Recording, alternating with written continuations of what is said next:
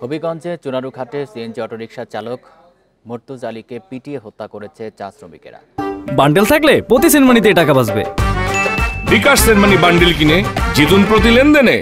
ঘটনায় জড়িত সন্দেহে নয়ন ও আকাশ নামে দুইজনকে আটক করেছে পুলিশ। বুধবার রাত 10টার দিকে উপজেলার চাঁদপুর চা বাগানে এই ঘটনা ঘটে। পুলিশ জানিয়েছে, দুপুরে যাত্রী ওঠানামা নিয়ে চুনারুঘাট পৌর শহরের চাঁদপুর চা বাগানের কয়েকজন শ্রমিকের সঙ্গে কথা কাটাকাটি হয় মর্তুজা আলীর। এই ঘটনার পর রাতে চাঁদপুর চা বাগানে সিএনজি চালক মর্তুজা আলী গেলে শ্রমিকদের সঙ্গে আবারও কথা কাটাকাটি হয়।